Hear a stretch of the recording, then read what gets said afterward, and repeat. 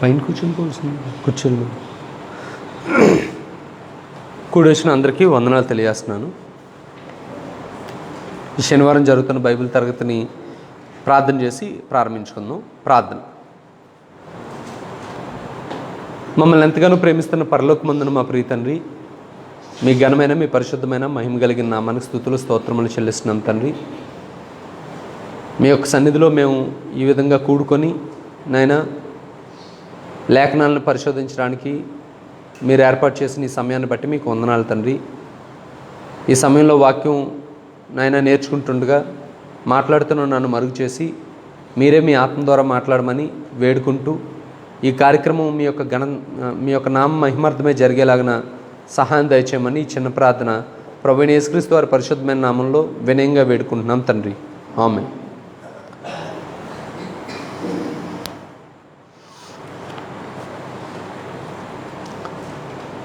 ఈరోజు జారత్వము అనే సమస్య గురించి మనం నేర్చుకోవడానికి ప్రయత్నం చేద్దాం. కొరింథీయులకు పౌలు రాసిన మొదటి పత్రిక 1-4 అధ్యాయాలని మనం గత వారాల్లో అధ్యయనం చేసాం. ఇప్పుడు 5వ అధ్యాయానికి వచ్చాం. ఈ 5వ అధ్యాయంలో పౌలు తెలియజేసిన సమాచారం ఏంటంటే సంఘము దాని పరిశుద్ధత అనే విషయాన్ని తెలియజేశాడు. కొరింథీ పట్టణంలో ఉన్న సంఘంలో విభజనలు అనే సమస్య ఉంది. ఆ సమస్యకి ఏ విధంగా పరిష్కరించాలి అనే విషయాల్ని మొదట 4 అధ్యాయాల్లో తెలియజేశాడు. అయితే మరొక సమస్య ఉంది. ఆ సమస్య ఏంటంటే ఆ సంఘంలో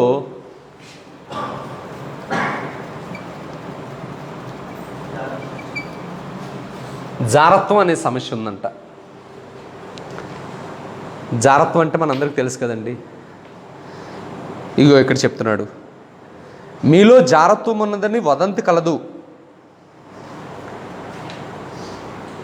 సెక్సువల్ ఇమ్మొరాలిటీ అని రాయబడింది. ఈ జారత్వం అనేది సంఘంలో ఉండకూడదు. సంఘంలోనే కాదు, బయట కూడా ఉండకూడదు. కానీ బయట లోకం తన ఇష్టానుసారంగా బ్రతుకుతుంటుంది కాబట్టి వారు విచ్చలవిడిగా బ్రతుకుతారు. కానీ లోకంలో నుండి ఎప్పుడైతే క్రీస్తులోకి వచ్చావో, క్రీస్తులోకి వచ్చిన వాడు జారత్వంతో ఉండకూడదు అనే విషయాన్ని స్పష్టంగా తెలియజేస్తున్నాడు. ఇంతకీ జారత్వంతో ఉంటే ఏమవుతుంది అనే విషయాలను ఒకసారి మనం చూస్తే కొరింథీయులకు పౌలు రాసిన మొదటి పత్రికలోనే 10వ అధ్యాయం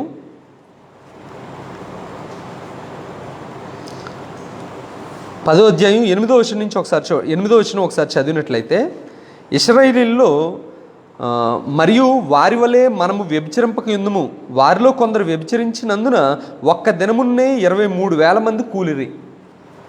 జారత్వం అనేది అంటే వ్యభిచారం, జారత్వం ఈ రెండు అంటే వాటి యొక్క అర్థాలను మనం వివరించుకుంటే అవి వేరువేరుగా కనిపించినప్పటికీ కూడా దేవుని దృష్టికి నీచమైన వాటిలుగానే ఈ రెండు పరిగణింపబడతాయి. అయితే దేవుని ఎదుట దేవుని ప్రజలైన ఇశ్రాయేలీయులు ఒకసారి వ్యభిచరించారంట.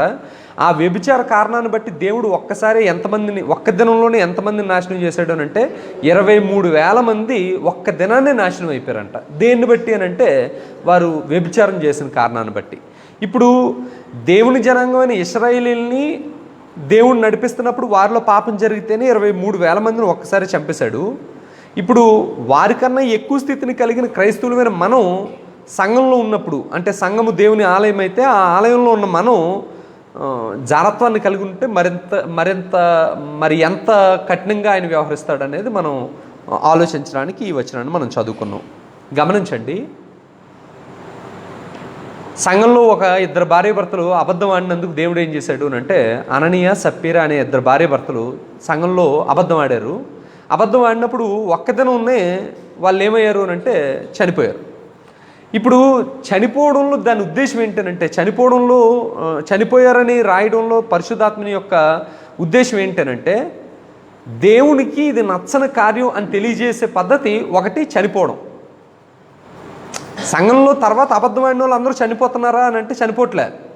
కానీ మొట్టమొదటిసారి మాత్రం సంఘంలో అబద్ధం ఆడి ఈ పరిశుద్ధాత్మను మోసం చేసిన ఇద్దరు భార్యాభర్తలు ఏమయ్యారు అని అంటే చనిపోయారు. ఆ చనిపోయిన కార్యాన్ని బట్టి దేవుడు ఏం తెలియజేస్తున్నాడు అని అంటే ఇది దేవుని సన్నిధిని నచ్చని కార్యం, దేవుడికి విరుద్ధమైన కార్యం అని తెలియజేశాడు. అలాగే జారత్వం చేసిన లేకపోతే వ్యభిచరించిన ఇశ్రాయేలీయుల్లో 23,000 మంది ఒక్క దినాన్ని చనిపోయారు అని అంటే దాని అర్థం ఏంటంటే 2 కార్యక్రమాలను ఒకసారి చేశాడు. ఒకటి, వారికి శిక్షణ ఇచ్చాడు. 2, దేవుడు 23,000 మందిని చంపడం ద్వారా ఏం తెలియజేస్తున్నాడు అని అంటే తన స్వభావాన్ని తెలియజేస్తున్నాడు. స్వభావం ఏంటనంటే ఆయన అంటే పరిశుద్ధత లేకపోవడాన్ని తట్టుకోలేడు, కాబట్టి ఆయన ఆ విధంగా ప్రవర్తించాడు అనే విషయాన్ని మనం గమనించగలం.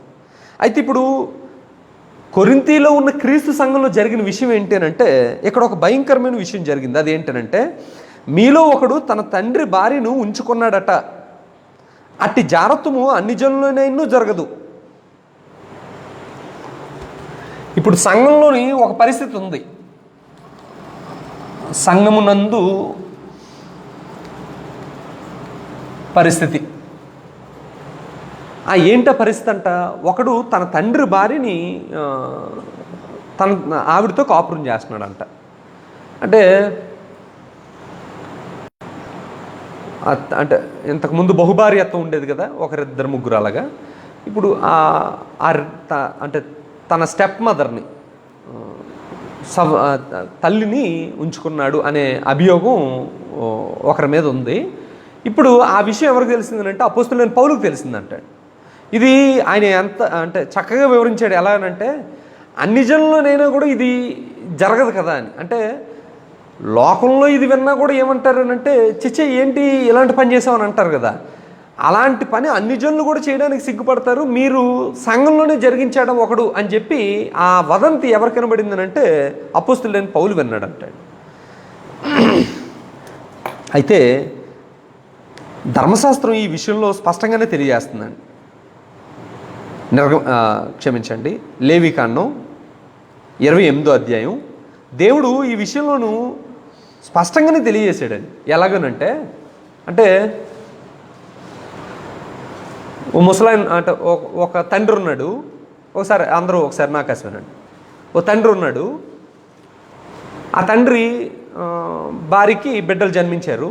ఆ తర్వాత ఆ తండ్రి ఆ భార్య తర్వాత అనేక మంది భార్యలు చేసుకున్నాడు. అయితే అప్పుడు పరిస్థితులు ఎలా ఉండేవనంటే ఈ మొదటి భార్యకి జన్మించిన కొడుకు వయసున్న అమ్మాయిలను కూడా పెళ్లి చేసుకునేవారు వాళ్ళు. మీకు అర్థమైందా?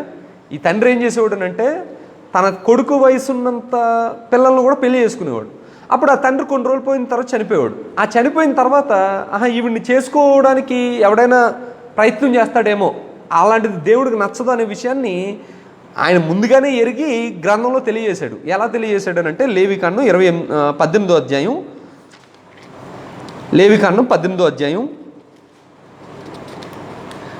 8వ వచనాన్ని ఒకసారి చూడండి. నీ తండ్రి భార్య మానచ్ఛేదమును తీయకూడదు, అది నీ తండ్రిదే. తర్వాత ద్వితీయోపదేశకాండం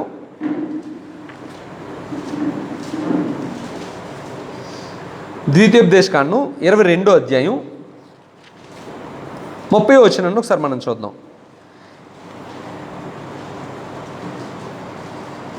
22వ అధ్యాయం 30వ వచనం. ఎవడును తన తండ్రి భార్యను పరిగ్రహింపకూడదు, తన తండ్రి విప్పిన కోకను విప్పకూడదు. తర్వాత 27వ వచనం 20వ వచనం చదువుదాం.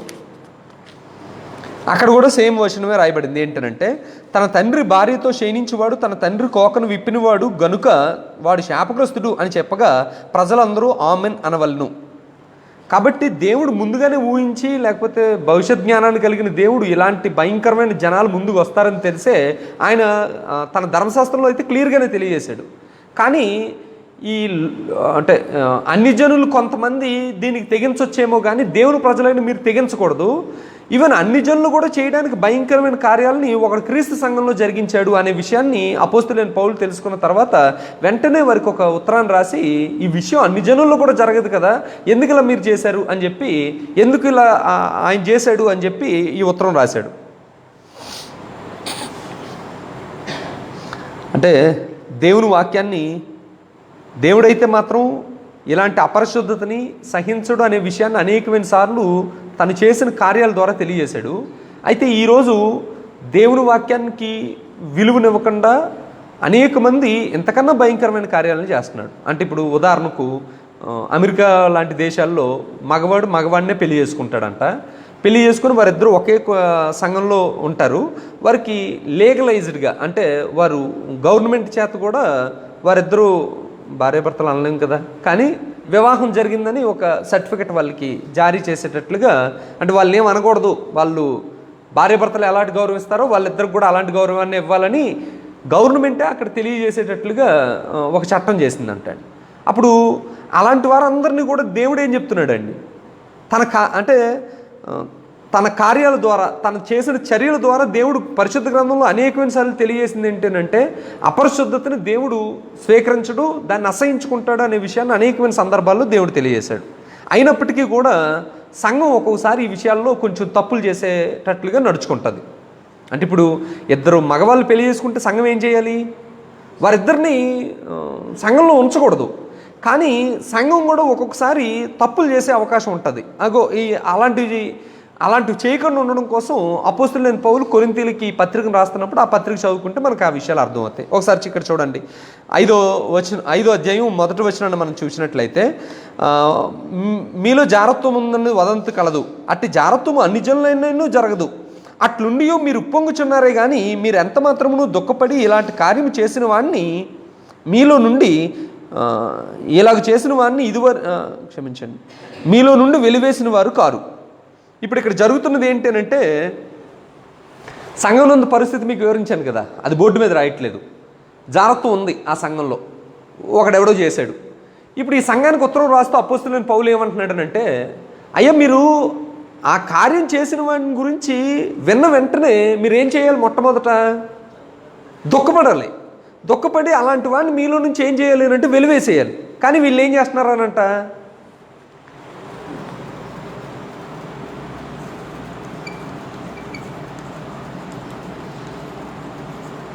తప్పు చేసిన వాడు ఉన్నాడు, వాడి నిమిత్తమే వీళ్ళు అసలు ఏం చేయాలి అని అంటే మొట్టమొదట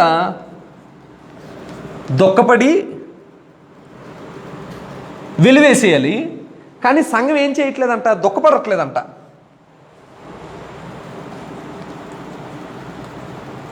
దుఃఖపడట్లేదు. తర్వాత చెడ్డ కార్యం చేసిన వాడిని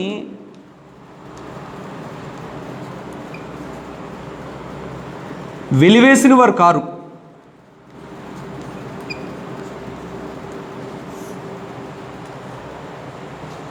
ఒకడెవడో తప్పు చేశాడు, జారత్వం చేశాడు. ఇలాంటి జారత్వం అన్ని జనుల్లో కూడా జరగదు. ఈ వార్త విన్నంటనే సంఘం ఏం చేయాలి అంటే దుఃఖపడాలి. కానీ దుఃఖపడలేదంట అండి. దుఃఖపడకుండా అలాంటి చెడ్డ కార్యం చేసిన వాడిని మీలో నుండి వెలివేయాలి కదా, కానీ మీరు వెలివేయలేదు. ఈ వెలివేయకుండా దుఃఖపడకుండా వీళ్ళు ఏం చేస్తున్నారంట, ఉప్పొంగుతున్నారంట. అంటే ఇంకో మాటలో రాసుకోవాలనంటే అతిశయిస్తున్నారంట. తమ్ముడు నాయుడు, ఇప్పుడు ఇందులో అతిశయించడం ఎలాగవుద్ది మీకు అర్థమైందండి? అంటే ఇప్పుడు చెడ్డకార్యం చేసినోడు ఉన్నాడు, వీడిని వెలివేయాలి. కానీ వీడిని వెలివేయకుండా వీళ్ళు ఏం చేస్తున్నారు అని అంటే అతిశయిస్తున్నారంట అండి. ఏం అతిశయించుని ఉంటారు గోపి? అంతేనండి. అంటే వీళ్ళు ఏం చేస్తున్నారు అని అంటే, ఎంత చెడ్డ కార్యం చేసినోడిని కూడా మేము తోసేయకుండా అతనితో మేము సహవాసం చేస్తున్నాం, క్రీస్తు ప్రేమను పంచుతున్నాం అని అనుకొని వీళ్ళు ఏం చేస్తున్నారు అని అంటే అతిశయిస్తున్నారంట అండి. ఇంకోటి ఏంటంటే, అపోస్తలుడైన పౌలు వీరిలో ఉన్న ఒక సమస్యని విడిచిపెట్టట్లా. విభజనల దగ్గర ఇతను అపోస్తలుడైన పౌలు వారిని ఏమైనా విమర్శించాడు అంటే, మీ అతిశయం విభజనలకు కారణం అవుతుంది అని తెలియజేశాడు కదా. తెలియజేశాడా లేదా? అతిశయించేవాడు ఎక్కడ అతిశయించాలి? ప్రభువునందు అతిశయించాలి. కానీ కొరింథీ సంఘంలో ఉన్న క్రైస్తవులు దేని యందు అతిశయిస్తారు? సువార్థికులను బట్టి, ఫేవరెటిజంను బట్టి, వారి యొక్క వాక్చాతుర్యాన్ని బట్టి అతిశయించేవారు. కాబట్టి ఇంకో విభజనలకు కారణమయ్యింది మీ యొక్క అతిశయం అని తెలియజేశాడు. ఇప్పుడు ఇక్కడేం చెప్తున్నాడు అంటే, తప్పు చేసిన వాడిని మీరు దుఃఖపడి అతను వెలివేయకుండా మీరు ఏం చేస్తున్నారు అని అంటే మీరు అతిశయిస్తున్నారు అని చెప్తున్నాడు అని. ఇంకో 6వ వచనం ఒకసారి చూడండి.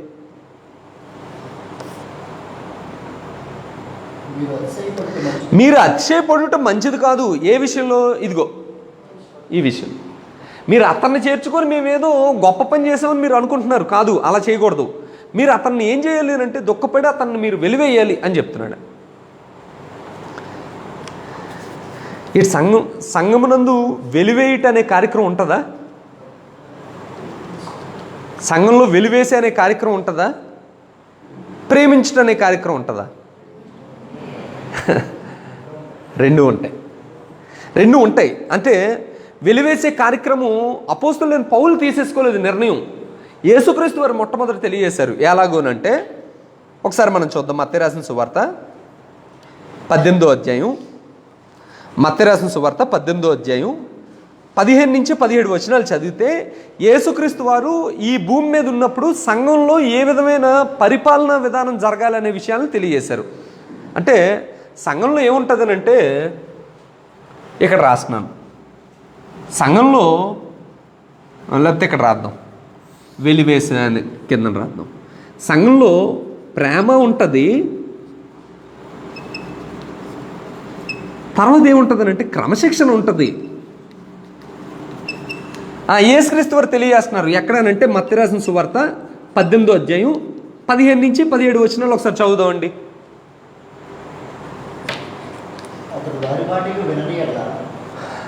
మరియు నీ సహోదరుడు 15వ వచనం నుంచి, మరియు నీ సహోదరుడు నీ ఎడల తప్పిదము చేసిన ఎడల నీవు పోయి నీవును అతడును ఒంటరిగా ఉన్నప్పుడు అతన్ని గద్దించుము. అతడు నీ మాట వినని ఎడల అతను నీ మాట విని ఎడల నీ సహోదరుని సంపాదించుకుంటువి. ఒకసారి చదువుతున్న మాటలను గమనించడానికి ప్రయత్నం చేయండి. యేసుక్రీస్తు వారి యొక్క మాటల్లో ఉన్న అర్థాన్ని మనం ఒకసారి గమనించగలిగితే, నీ సహోదరుడు నీ ఎడల తప్పిదము చేసిన ఎడల నీవు పోయి నీవును అతడును ఒంటరిగా ఉన్నప్పుడు అతను గద్దించుము. అతడు నీ మాట విని ఎడల నీ సహోదరుని సంపాదించుకుంటువి. అతడు వినని ఎడల 2-3 సాక్షుల నోట ప్రతి మాట స్థిరపరచబడినట్లు నీవు ఒకరిద్దరిని వెంటబెట్టుకుని పోయి అతని యొద్దకు పొమ్ము. అతడు వారి మాటయు వినని ఎడల ఆ సంగతి సంఘమునకు తెలియజెప్పుము. అతడు సంఘపు మాటయు వినని ఎడల అతను నీకు అన్యునిగాను సుంకర్నిగాను ఎంచుకొనుము.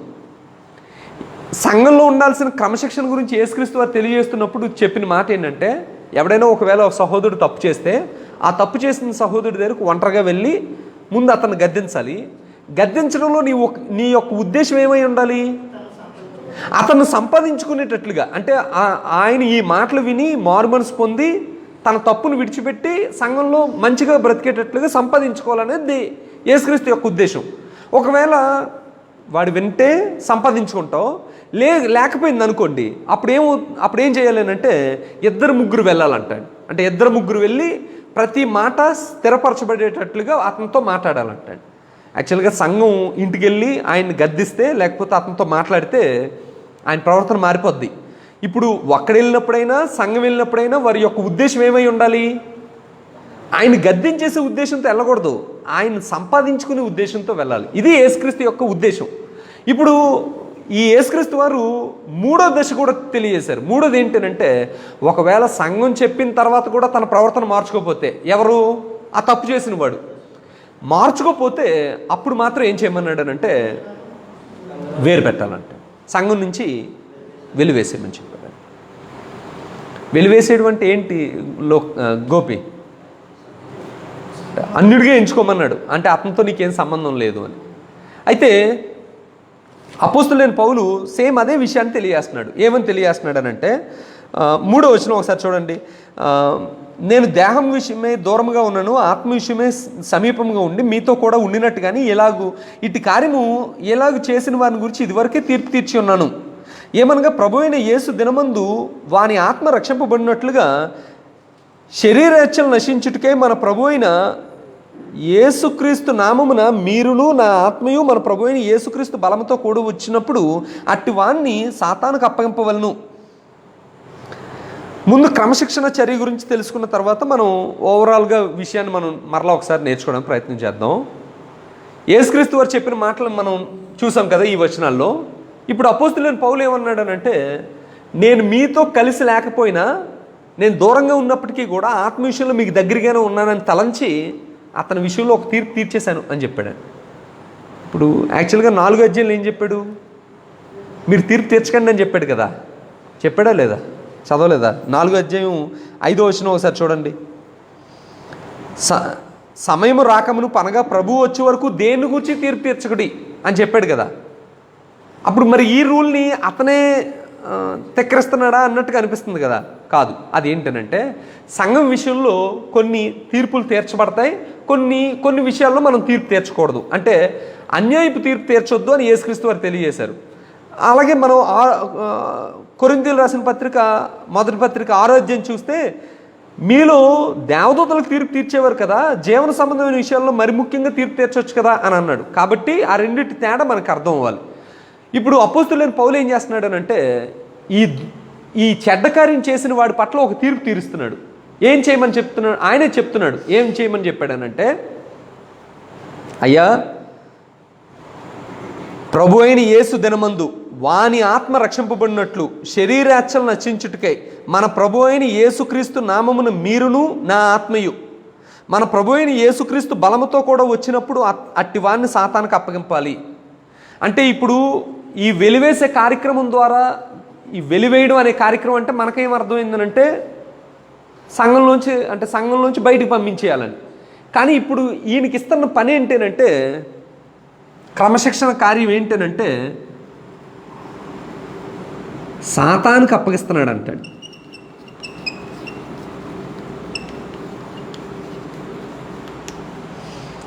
తమ్ముడు, ఈ కార్యం చేసినోడు డబ్బు కలిగినోడు అయి ఉంటాడా, పేదోడై ఉంటాడా? రాసిలేదు. మామూలుగా మీరు ఆలోచించండి. డబ్బు కలిగినోడు అయి ఉంటాడా, పేదోడై ఉంటాడా? తెలీదు. బాగా డబ్బున్నోలే. ఈ కార్యం చేసినోడు కూడా మేబీ డబ్బు కలిగినోడేమో, బాగా పరపతి ఉన్నోడేమో.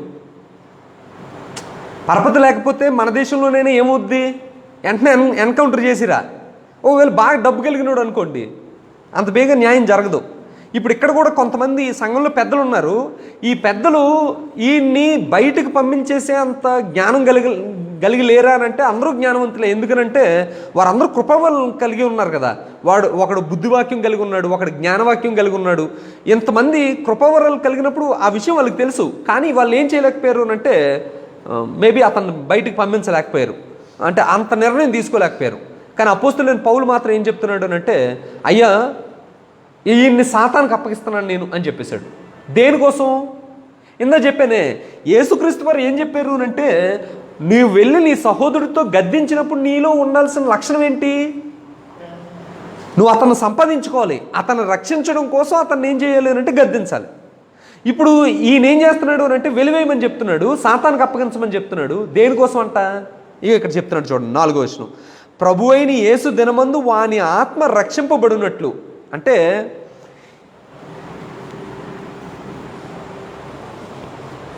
కొంచెం జాగ్రత్తగా ఆలోచించాలి. మెయిన్ అంటే ఈ వెలివేసే కార్యక్రమంలో సంఘానికి ఉండాల్సిన అంటే ఆలోచన ఏంటి అని అంటే, వాని ఆత్మ రక్షింపబడాలి.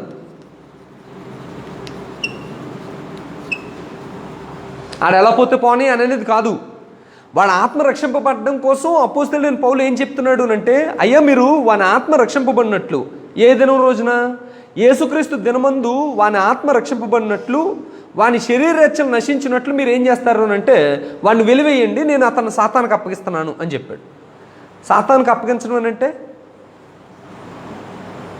అప్పగించడం అంటే బైబిల్లో కొన్నిసార్లు ఆ మాట రాయబడింది, సాతానికి అప్పగించుట అని. అంటే ఉదాహరణకు తిమోతికి పౌలు రాసిన మొదటి పత్రిక 1వ అధ్యాయం 20వ వచనం చూస్తే అక్కడ కూడా ఒక ఇద్దరిని సాతానికి అప్పగించాడంట. ఒకసారి చూడండి, 1వ అధ్యాయం 20వ వచనం.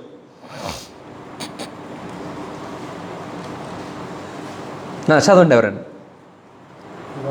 వారిలో హుమనయును అలెగ్జాందరును ఉన్నారు. వీరు దూషింపకుండా శిక్షింపబడుటకై వీరిని సాతానుకు అప్పగించితిని.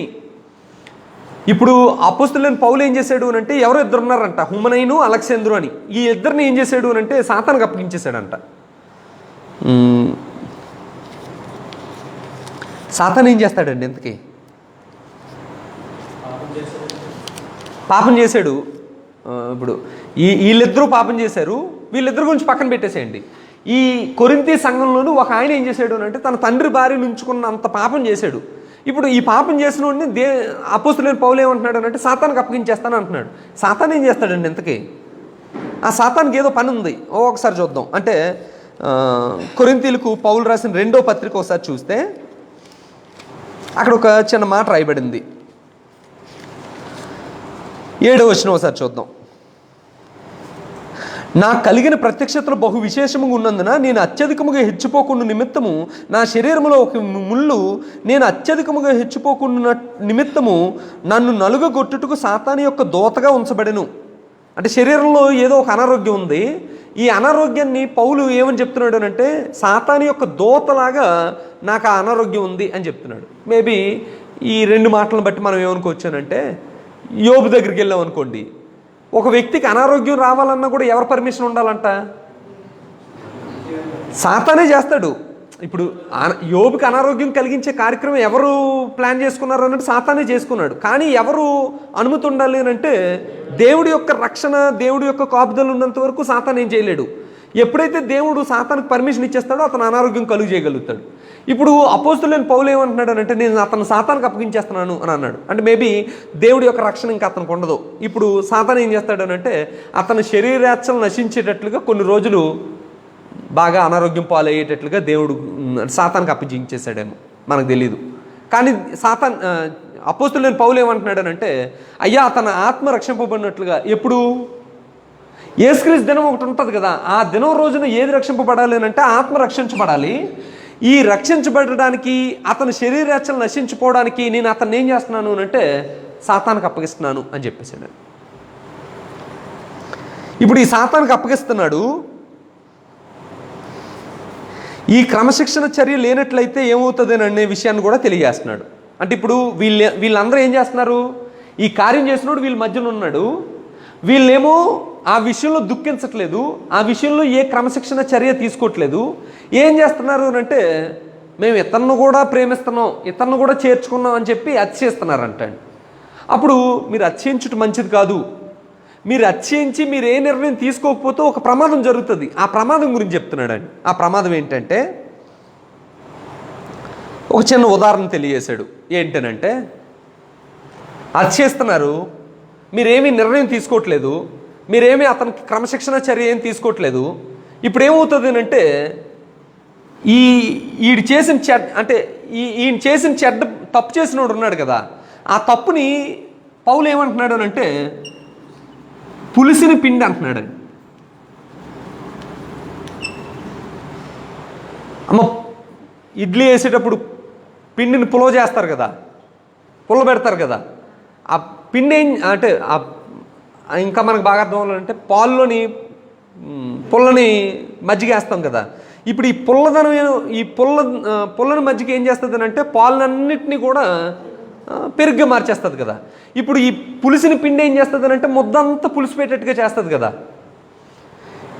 సంఘంలో తప్పు చేసిన వాడిని ఎలా పోలుస్తున్నాడు అంటే పులిసిన పిండి అని పోలుస్తున్నాడు. పులిసిన పిండి సంఘంలో ఉంటే ఏమవుతుందనంటే ముద్దంతా కూడా ఏమవుతుందనంటే పులిసిపోద్ది. అంటే సంఘం అంతా కూడా ఏమవుతుందనంటే పులిసిపోద్ది అంటే. ఎలా చెప్తాం అది? నేను ఏదో వాట్సాప్లో చూశానండి. 2 కాయలు ఉంటాయి, 2 ఒకే జంటకు ఉన్నాయి. చూసారా ఎవరైనా? చూసారండి. ఒక కాయ కుళ్ళిపోద్ది. యాక్చువల్లీ ఇంకో కాయ బాగానే ఉంది, కానీ ఈ కుళ్ళిపోయిన కాయ దాని మీద ఆనుకోవడం వలన ఆ భాగం అంతా కూడా అంటే బాగున్న పండు కూడా ఏమైందనంటే కమిలిపోయిందండి. కమిలిపోయి అది కూడా కుళ్ళిపోవడానికి రెడీ అయిపోయిందండి. నిన్న చూసి ఉంటారు అందరూ. చూసావు రమేష్? చూడలేదు. సరే, కానీ నీకు అర్థమైంది కదా విషయం. అంటే అంటే తప్పు చేసిన వాడిని క్రమశిక్షణ చర్య ఏం తీసుకోకుండా వదిలిపెట్టేస్తే అతని పట్ల మనం ప్రేమ చూపెట్టి ఉప్పొంగుతుంటే అప్పుడు అపోస్తులైన పౌలు ఏమన్నాడనంటే పులిసిన పిండి కొంచెమైనను ముద్దంతయో పులి చేయను కదా. కాబట్టి మీరు ఏం చేయాలి అని అంటే పాతదైన పులిపిండితోనైనను దుర్మార్గత దుష్టత్వమైన పులిపిండితోనైనను కాకుండా నిష్కాపట్యమును సత్యమును పులియని రొట్టెతో పండుగ ఆచరింతుము. మనం పులిపిండి లేని వారము గనుక పాతదైన పులిపిండిని తీసి పడేయాలంటాడు. ఇప్పుడు మనల్ని ఏం చేయమంటున్నాడు అంటే అయ్యా మీరు పులిసిన పిండితో ప్రభురాత్రి భోజనంలో పాల్గొకండి. మన పస్కా పశువు ఉంది, ఎవరైనా క్రీస్తు ప్రభు వారు ఉన్నారు కదా.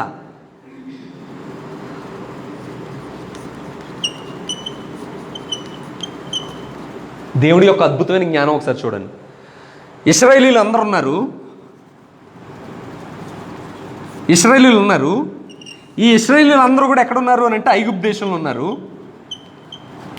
ఈ ఐగుప్తు దేశంలో ఉన్నప్పుడు వీళ్ళందరూ ప్రార్థన చేశారు, నాయన మమ్మల్ని విడిపించు, నాయన మమ్మల్ని విడిపించాను. అప్పుడు దేవుడు ఏం చేశాడు అని అంటే ఒక మోషే అనే ఒక ఆయన్ని పంపించాడు. ఈ మోషేని పంపించి వారందరినీ కూడా విడుదల చేశాడు. ఆ విడుదల చేస్తున్న ముందు రోజు ఏం చేశాడు అని అంటే, మీరు ఒక పశువుని చంపి, అంటే ఒక గొర్రెపిల్లని చంపి, ఆ గొర్రెపిల్ల మాంసాన్ని మీరు తినేయండి, ఆ రక్తాన్ని మాత్రం మీ ద్వారబంధాలకు రాసుకోండి అని చెప్పాడు. ఆ తినడం కూడా ఎలా తినాలంట, చేదు కూరలతో తినండి, పులియని రొట్టెలు చేసుకోమన్నాడు. అంటే మామూలుగా పులిసిన రొట్టెలు చేసుకుంటారు కదా, పుల్లనైపోద్ది కదా పిండి. కానీ ఆ రోజు మాత్రం మీరు ఎలా చేయాలి అని అంటే ఆ పండగని పులియని రొట్టెలతో చేయండి అని చెప్పాడు. ఎందుకు చేయమన్నాడో, ఎందుకు చేదు కూరలు తినమన్నాడో, ఎందుకు గాబరా పడుతూ చేయమన్నాడో ఏం అర్థం లేదు వాళ్ళకి. కానీ వాళ్ళు చేశారు. ఎలా చేశారు అని అంటే ఒక గొర్రెపిల్లని చంపారు, చేదు కూరలతో దాన్ని తిన్నారు, పులియని రొట్టెలు ప్రత్యేకంగా ఆ రోజు మాత్రం పులియని రొట్టెలతో ఆ పండగని ఆచరించారు. అప్పుడు వాళ్ళకి ఎవరికి తెలియలేదు అది. అప్పుడు కొన్ని రోజులు గడిచిన తర్వాత యేసుక్రీస్తు వచ్చారు. యేసుక్రీస్తు వచ్చాక ఏం చేశారు అని అంటే, మీరు ఆ రోజు చంపుకొని తిన్నారు కదా గొర్రెపిల్ల, అది ఎవరో కాదు నేనే అని చెప్పి యేసుక్రీస్తు ఏం చేశారు అని అంటే, నేనే ఆ గొర్రెపిల్లని, అంటే నేనే పస్కా పశువుని అని చెప్పారు.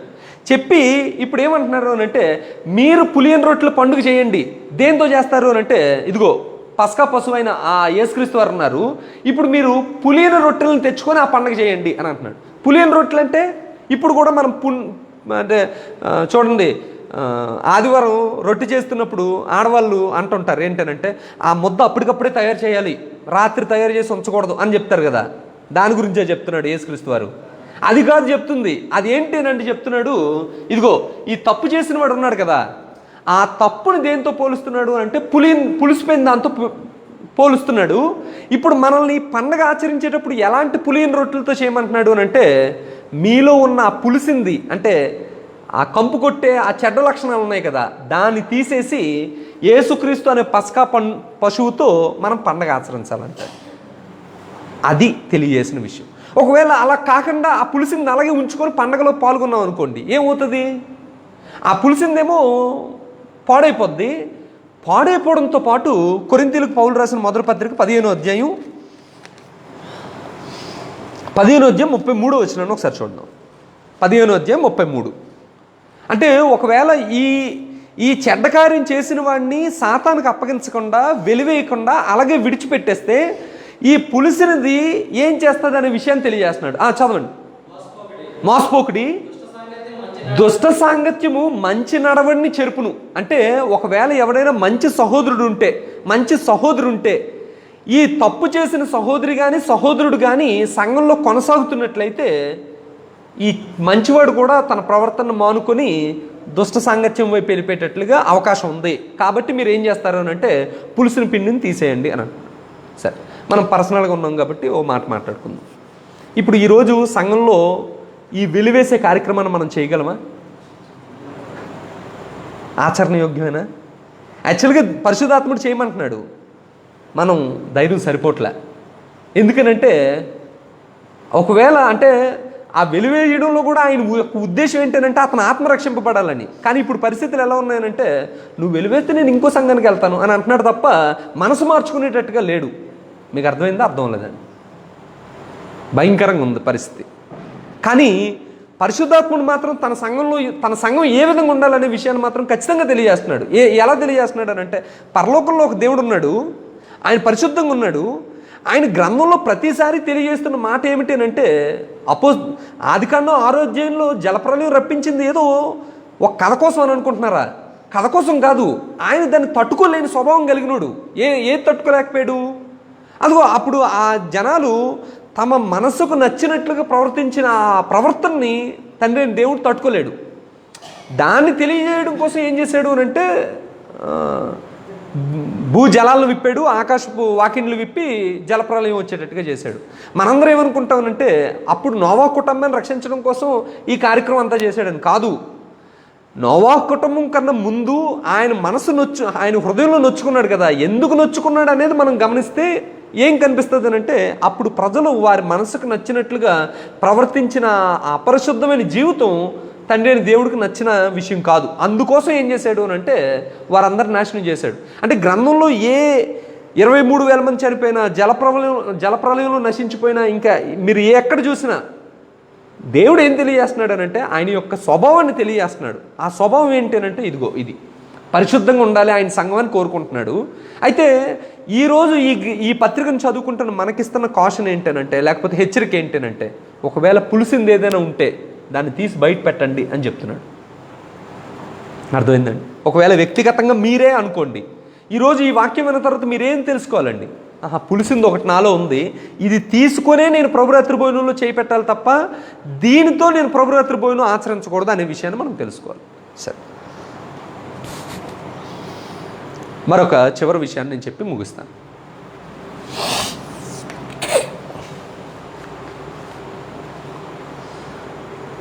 అపోస్తలుడైన పౌలు కొరింథీలో ఉన్న క్రీస్తు సంఘాన్ని కొన్ని ప్రశ్నలు అడుగుతున్నాడు జారత్వం విషయంలో. లేకపోతే జారత్వం ఎంత ప్రమాదకరమైందో తెలియజేశాడు, ఆయన ఏం చేయాలో తెలియజేశాడు. తెలియజేసిన తర్వాత మరికొన్ని ప్రశ్నలు అడుగుతున్నాడు. ఒకసారి కొరింథీయులకు పౌలు రాసిన మొదటి పత్రిక 3వ అధ్యాయం 16వ వచనం ఒకసారి చూడండి.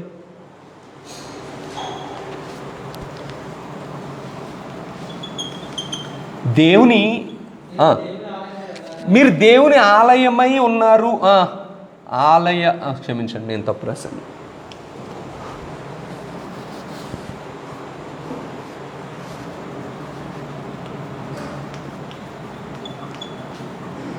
మీరు దేవుని ఆలయమై ఉన్నారనియు దేవుని ఆత్మ మీలో నివసించున్నాడనియు మీరు ఎరుగరా?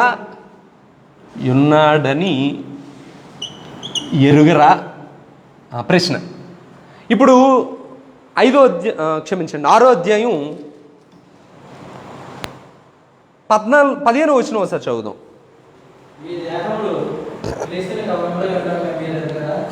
మన దేహాలు క్రీస్తుకు ఏమై ఉన్నాయంటండి? అవయవాలు అయి ఉన్నాయంటండి. అవయవములై ఉన్నవి అని ఎరుగురా?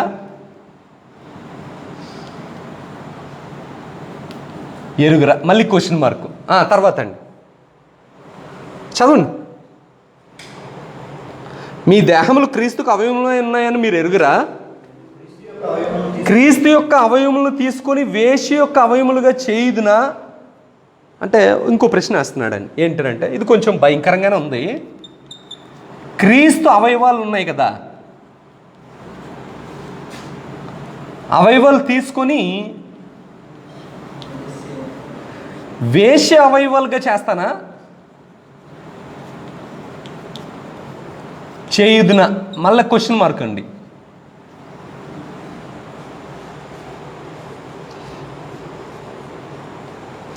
ఇప్పుడు ఈ ప్రశ్నలన్నిటికీ కొరింథీయులకు సమాధానం తెలుసా తెలీదా?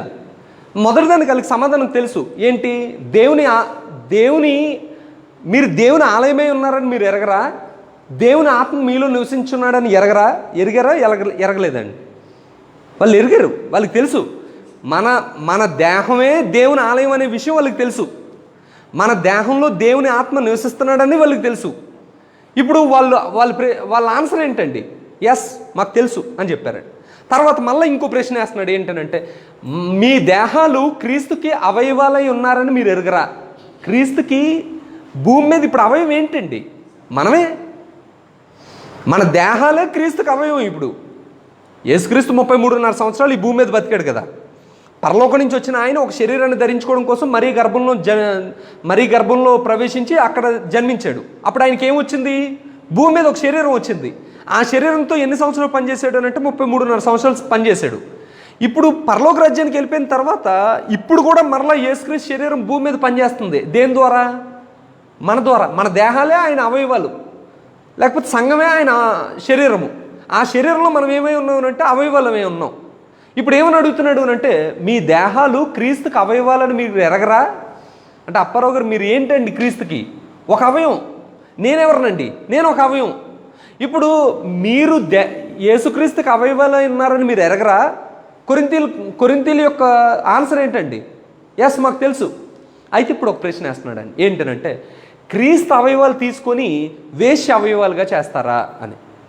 అంటే మోషే ఓ మాట చెప్పాడు కదా, ఏంటనంటే ఆదికాండం 2వ అధ్యాయంలో చెప్పాడు. ఏమని అంటే పురుషుడు తన తండ్రిని తల్లిని విడిచి తన భార్యను హత్తుకొను, వారిద్దరూ ఏకశరీరమై ఉందరు. అంటే ఇద్దరు కలుసుకుంటే వాళ్ళు ఏమవుతుంది అంటే ఏకశరీరం అయిపోద్ది అంటాడు. ఇప్పుడు నేను ఎవరిని? క్రీస్తు అవయవాన్ని. నేను వెళ్ళి ఇప్పుడు వేశ్యను కలుసుకున్నాను అనుకోండి, అంటే కొరింథీలో ఉన్న ఆచారము, కొరింథీలో ఉన్న సంస్కృతి ఏంటంటే వారు విచ్చలవిడిగా వ్యభిచారం చేసేవారు. ఇప్పుడు వారు లోకంలో ఉన్నప్పుడు, కొరింథీలో ఉన్నప్పుడు చేసేవారు, కానీ క్రీస్తు సంఘంలోకి వచ్చేసారు. వాళ్ళు వచ్చిన తర్వాత కూడా ఏం చేస్తున్నారు అని అంటే వారు వ్యభిచారం అనేదాన్ని పెద్దగా ఏం లెక్క చేయట్లే. ఇప్పుడు మనం ఇందాక అనుకున్నామే, ఓ వ్యభిచారం చేస్తున్న వాడు వ్యభిచారాన్ని పెద్ద తప్పుగా ఏమనుకోడు. అంటే వ్యభిచారం అనే దాంతో ఆ కొరింథీ పట్టణంలో బ్రతికారు వాళ్ళు. లోపలికి వచ్చిన తర్వాత కూడా ఇలాంటిదేదో వింటే అదేదో ఆశ్చర్యంగా అనిపించట్లేదు వాళ్ళకి. ఏ నార్మల్ అని అనుకుంటున్నారు. కానీ ఇప్పుడు ఆశ్చర్యంగా అనిపించాలి, ఇప్పుడు భయంకరంగా అనిపించాలి వాళ్ళకి. ఎందుకునంటే నేనెళ్ళి ఈ వేశ్యతో కలుస్తున్నాను కాదు, నేను ఇప్పుడు ఎవరిని అంటే క్రీస్తు అవయవాన్ని. ఇప్పుడు మోషే చెప్పినట్లుగా ఒక పురుషుడు ఒక స్త్రీ కలిస్తే ఏమవుతారు అంటే వారిద్దరూ ఏకశరీరం అయిపోతారు. నువ్వు ఇప్పుడు క్రీస్తు అవయవాన్ని తీసుకుని వెళ్ళి ఎవరితో కలుస్తున్నావు అంటే వేశ్యతో కలుస్తున్నావు. నువ్వు వేశ్యతో క్రీస్తుని ఏకశరీరం చేస్తావా అని అడుగుతున్నాడు. అదే అడిగాడు చూడండి. వేశ్యతో కలుసుకున్నవాడు దానితో ఏకదేహమై ఉన్నాడని మీరు ఎరగరా? వారిద్దరూ ఏకశరీరమై ఉందరని మోషే చెప్తున్నాడు కదా. అటువలే ప్రభుతో కలుసుకున్నవాడు ఈ ప్రశ్నలు ఇలా అడిగాడండి. ఈ భయంకరమైన ప్రశ్నలు ఇవి. వీటికి ఆన్సర్ తెలుసు వాళ్ళకి. అప్పుడు అపోస్తలుడైన పౌలు వీటి ద్వారా ఏం చెప్తున్నాడు అంటే వేశ్యతో కలిసేవాడు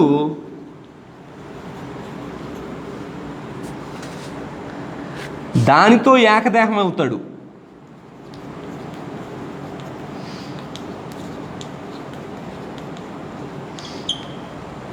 అయితే ప్రభుతో కలుసుకునేవాడు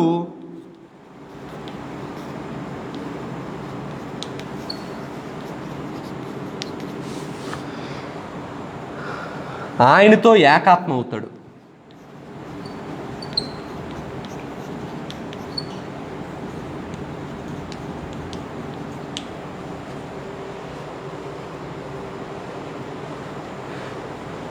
మన అవయవాల్ని వేశ్యతో కలిపితే అది దాని జీవితం మన జీవితం ఒకటే. అప్పుడు ఇంక దాన్ని నిందించక్కర్లా.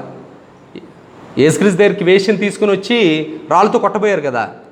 ఒకవేళ దానితో కలుసుకున్నవాడు దాన్ని ఏం నిందించాల్సిన అవసరం లేదు. ఎందుకనంటే వాడు కూడా దాంతో సమానమే. ఇంకా ఆ విషయాన్ని కొంచెం ఆడ్గా ఉన్న మాటలతో మనకు చెప్పాడు. అది మనం పలకడానికి కూడా మంచి విషయాలు కాదు. అయినప్పటికీ కూడా అపోస్తలుడైన పౌలు అంత గాఢంగానే రాశాడు. ఎందుకనంటే వారు దాంతోనే పెరిగారు.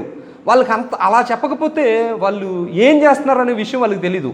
వారు ఏమనుకుంటున్నారు అంటే నా దేహం నా ఇష్టం, నా దేహంతో నేను ఏదైనా చేస్తాను, యేసుక్రీస్తుని నమ్ముకున్నాను, కానీ ఈ దేహం నా ఇష్టం కదా అని అనుకుంటున్నాడు. అప్పుడు అపోస్తలుడైన పౌలు ఏం చెప్తున్నాడు అంటే అయ్యా, మీ దేహం మీ సొత్తు కాదు. ఈ దేహం దేనికోసం మీకు ఇచ్చాడు అని అంటే ఇదిగో దేవుని ఆలయంగా ఉండడం కోసం దేహాన్ని ఏర్పాటు చేశాడు. అమ్మ, మీకు అర్థమైందా? దేవుడు ఈ విషయాలన్నీ ముందే ఎరిగి ఉన్నాడండి. అందుకని దేవుడు పాత నిబంధనలో కూడా ఏం చెప్పాడు అంటే నువ్వు పచ్చబొట్టు పొడుచుకోకూడదు అని చెప్పాడు. పచ్చబొట్టు పొడుచుకుంటే ఏంటి బన్ను అంటే పచ్చబొట్టు పొడుచుకున్నావు అంటే దాని అర్థం ఏంటంటే ఇప్పుడు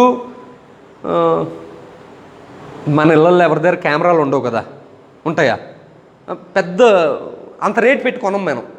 ఎవడో ఒకటి దగ్గర నుంచి ₹1,00,000 కెమెరా పట్టుకొని మనం వచ్చాం అనుకోండి. వచ్చిన తర్వాత మనం దాని మీద మన పేరు ఏదైనా రాసుకోవడానికి ప్రయత్నం చేస్తామా? చెయ్యం. అది మరలా తిరిగి ఇచ్చేంత వరకు జాగ్రత్తగా ఉంచుతాం. ఎందుకు? అది మనది కాదు, ఆడిది.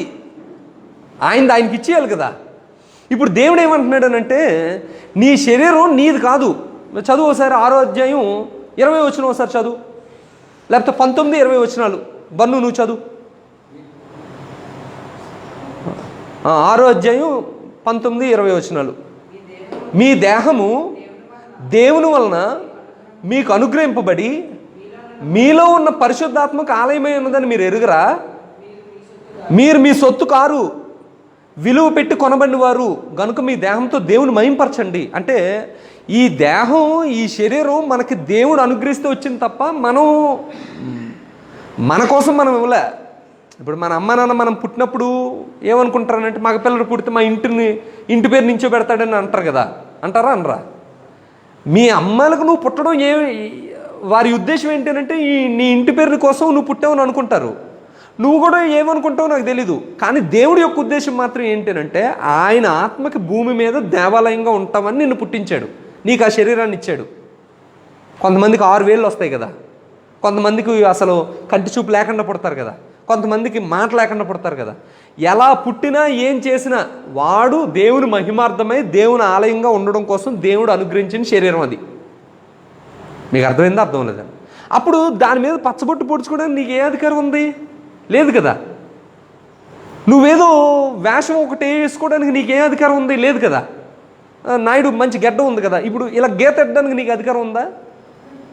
మామూలుగా అయితే నీకు ఉంది, కానీ నువ్వు దేవుని ఆలయం అని తెలిస్తే నీకు లేదు. మీకు అర్థమైందా? అర్థం లేదా? అంటే పెద్ద మాటలు చెప్పలేక చిన్న మాటలు చెప్తున్నాను. ఈ పెద్ద మాటలు మనం పలకడానికి కూడా వీలైనవి కాదు, అందుకని నేను చిన్న మాటలతో చెప్తున్నాను. ఇప్పుడు పచ్చబొట్లు, కటింగులు, గడ్డాలు విషయంలోనే దేవుడు అంత పర్టికులర్గా ఉంటే మరి నీ దేహాన్ని నువ్వు జారత్వానికి అప్పగించుకుంటే అది ఇంకెంత భయంకరంగా చూస్తాడు అనే విషయాన్ని తెలియజేస్తున్నాడు. మీకు అర్థమైందండి? అర్థం లేదు. ఇప్పుడు జారత్వం ఎంత భయంకరమైంది అనే విషయాన్ని తెలుసుకున్నాం. జారత్వం ద్వారా ఒక్క రోజులోనే ఎంతమందిని చంపేశాడంట దేవుడు? 23,000 మందిని చంపేశాడు. జారత్వం ఇగో ఈ సంఘంలో ఉంటే ఏమవుతుంది, లేకపోతే మీరు దుఃఖపడకుండా చెడ్డ కార్యం చేసిన వాడిని మీరు దూరంగా ఉంచకుండా సాతానికి అప్పగించకుండా అతిశయించడం వల్ల ఏమవుతుందని చెప్పాడు? పులిసిన పిండి మొత్తం ముద్ద అంతటిని పులి చేసేస్తుంది అని తెలియజేశాడు. ఇప్పుడు ఇగో జారత్వం అంటే ఇగో ఇది దేవుడికి నచ్చని కార్యం, ఇదంతా తెలిసింది. ఇదిగో క్రీస్తుని వేషతో కలిపేస్తున్న దాంతో సమానం అనే విషయాన్ని మనకు అర్థమైంది. ఇప్పుడు ఏం చేయాలండి? ఏదో చెప్పాలి కదా. అపోస్తలుడైన పౌలు ఇగో ఎంత భయంకరం అని చెప్పాడు, బాగానే ఉంది. ఇదిగో సాతానికి అప్పగిస్తున్నాను ఆడి విషయంలో చెప్పాడు, బాగానే ఉంది. కానీ ఏం చేయాలి అనేది చెప్పాలి కదా. చెప్పాడో చెప్పలేదా అండి? చెప్పాడు. ఎక్కడ చెప్పాడు అని అంటే ఒకసారి ఇక్కడ చూడండి, ఒకే ఒక సొల్యూషన్ చెప్పాడండి. ఏంటనంటే 17వ వచనం ఒకసారి చూడండి. కాబట్టి ఇగో ఇంత భయంకరంగా ఉంది కాబట్టి ఏం చేయాలి అని అంటే చదవండి. 17వ వచనం తర్వాత జారత్వము నుండి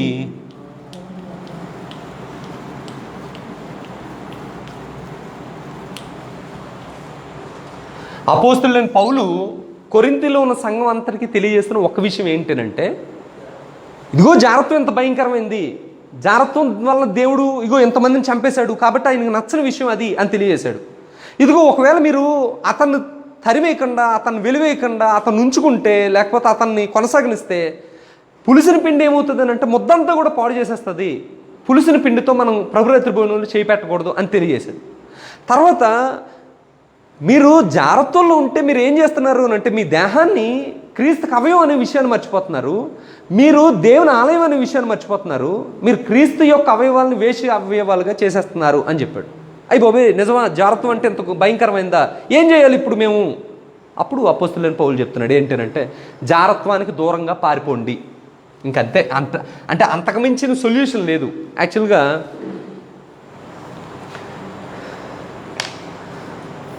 మేమేమనుకునే వాళ్ళనంటే మాకు ఇంకా సరిగా వాక్యం తెలియనప్పుడు తెలుసు, అప్పటికే తెలుసు కానీ ఇంకా పూర్తిగా తెలియదు. మేమేమనుకునే వాళ్ళనంటే మా శరీరం వెళ్ళి ఇంకో శరీరాన్ని కలుసుకుంటేనే కదా తప్పు, అదొక్కటే చెయ్యం. మొబైల్ ద్వారా, ఉత్తరాల ద్వారా, మాటల ద్వారా ఏదైనా మనం చేసేవచ్చు అనేటట్లుగా మా యవ్వనం అంతా మేము అలాగే గడిపాం.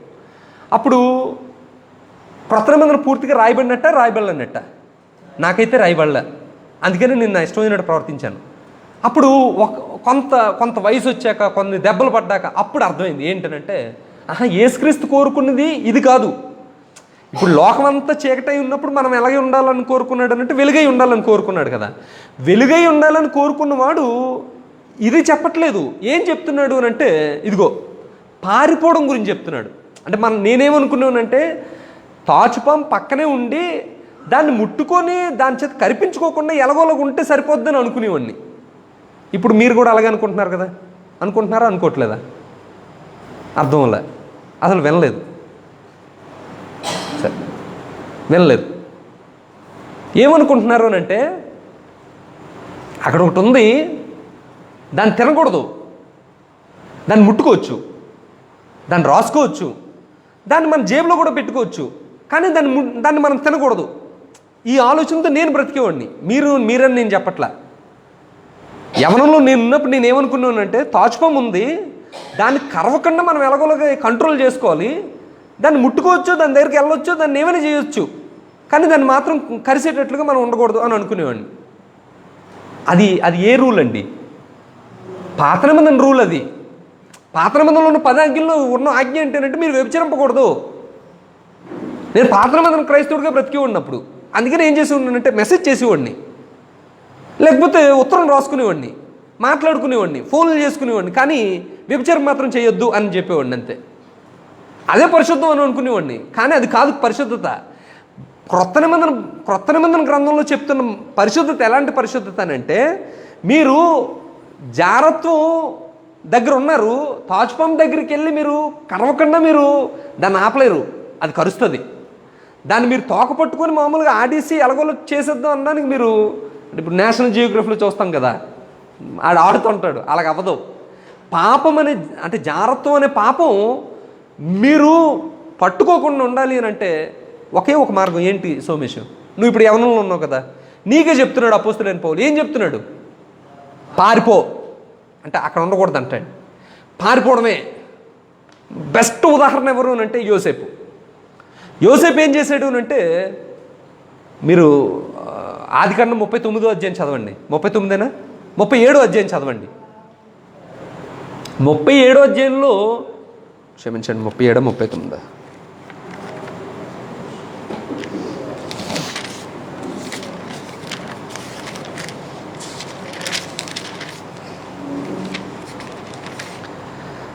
39 39వ అధ్యాయం మీరు ఇంటికి వెళ్ళిన తర్వాత చదివితే అక్కడ ఒక మంచి మాట ఉంటుంది. ఏంటంటే, ఆయన తన పై వస్త్రాన్ని విడిచిపెట్టి అక్కడి నుంచి పారిపోయాడు అంటాడు.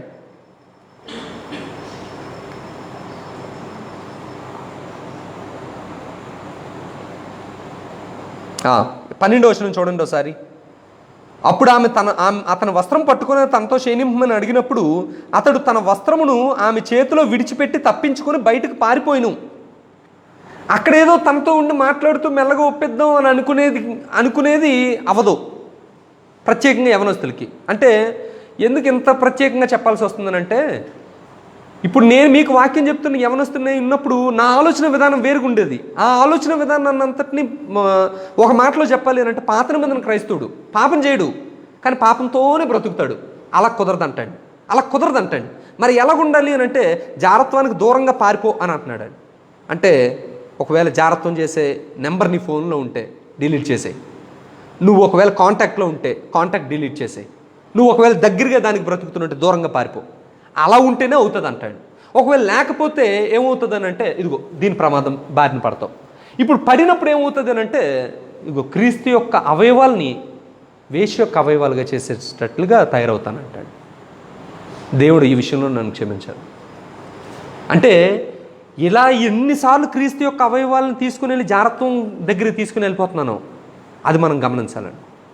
దేవుని ఆలయం ఉన్న మనం ఎన్నిసార్లు అలా బిహేవ్ చేసాము. ఇప్పుడు ఒకవేళ దేవుడు కరుణించి మనకు అవకాశాన్ని ఇచ్చింది ఎందుకోసం అని అంటే, ఇంకొకసారి అలా కాకుండా సరిదిద్దుకోవడానికి. ఇప్పుడు ఎంత భయంకరమైన తప్పు చేశాడు కదండి. ఈ తప్పు చేసిన వాడిని ఏం చేశారు అని అంటే, సంఘం నుంచి వెలివేశారంటాడు. వెలివేయడం అంటే మనకు పాతకాలంలో మనం వింటుంటాం కదా, వెలివేసిన వారు ఇంకా వారితో ఎటువంటి సంబంధం లేకుండా బ్రతుకుతారు. ముందుకెళ్ళాక ఒక మాట రాయబడిందండి. ఏంటనంటే, అది కూడా చదువుకొని మనం ముగించుకుందాం. కొరింథీయులకు రాయబడిన మొదటి పత్రిక 5వ అధ్యాయం 9వ వచనం నుంచి చదువుతున్నాను చూడండి. జారులతో సాంగత్యము చేయవద్దని నా పత్రికలో మీకు రాసి ఉంటుంది. అంటే ఇంతకు ముందే విషయం తెలుసండి అపోస్తలుడైన పౌలుకి ఇంతకు ముందే ఈ విషయం తెలుసు. అప్పుడే ఏం చేశాడు అని అంటే, తర్వాత చూద్దాం అనుకోలే, వెంటనే ఒక లెటర్ రాశాడు అంటాడు. ఈ లెటర్ రాసిన తర్వాత కూడా అక్కడ ఉన్న పెద్దలు, అంటే సంఘంలో పెద్దలు ఉంటారు కదా, సరైన నిర్ణయం తీసుకోలేదు. సరైన నిర్ణయం తీసుకోకపోవడం వల్ల ఏమైందనంటే కొనసాగుతుంది. అప్పుడు అపోస్తలుడైన పౌలు మళ్ళీ ఏం చెప్తున్నాడనంటే, అయితే ఈ లోకపు జారులతోనేను, లోబులతోనేను, దోచుకుని వారితోనేను, విగ్రహారాధికులతోనేను ఏమాత్రము సాంగత్యం చేయవద్దని కాదు. అలాగైతే మీరు ఈ లోకం నుండి వెళ్ళిపోవలసి వచ్చును. ఎందుకు? లోకంలో ఉన్న వాళ్ళందరూ కూడా ఎవరు అంటే వాళ్ళే. కాబట్టి వాళ్ళతో నేను సాంగత్యం చేయను, వాడి కింద నేను ఉద్యోగం చేయను అంటే నీకు పని దొరకదు. మీకు అర్థమైందండి? ఇప్పుడు మీ విగ్రహారాధన చేసేవాడికి, వ్యభిచారం చేసేవాడికి, లోబికి నేను వస్తువులు అమ్మను అని అన్నాను అనుకోండి, మీరు ఏం చేయాలండి? షాప్ని మూసుకోవాలి. అవ్వదు, వ్యాపారం అవ్వదు. ఇంజక్షన్ కోసం వస్తారు కదా.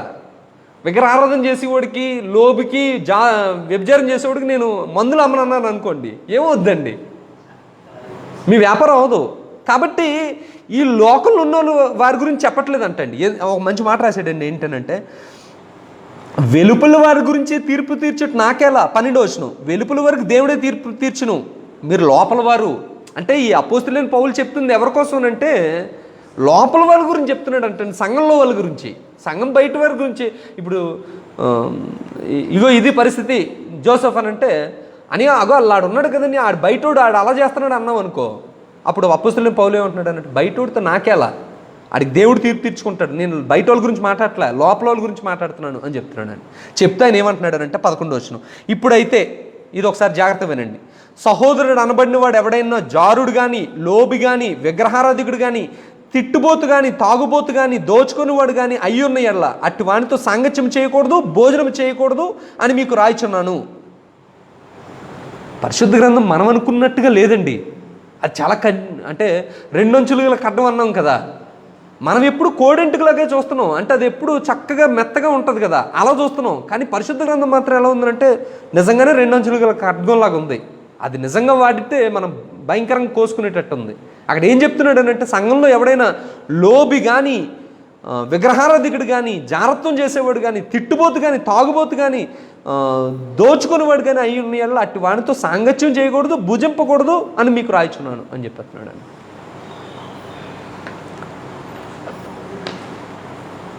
అలా ఉందండి సంఘం. అప్పుడు వీడిని ఏం చేశారో తెలుసా అండి, కొరింథీ సంఘం మంచి సంఘమేనండి. అపోస్తలుడైన పౌలు ఉత్తరం రాగానే వాళ్ళు చదువుకున్నారు. చదువుకున్న తర్వాత అపోస్తలుడైన పౌలు చెప్పినట్లుగానే ఈ జారత్వం చేసినోడు ఉన్నాడు కదండి, వాడిని వెలివేశారండి.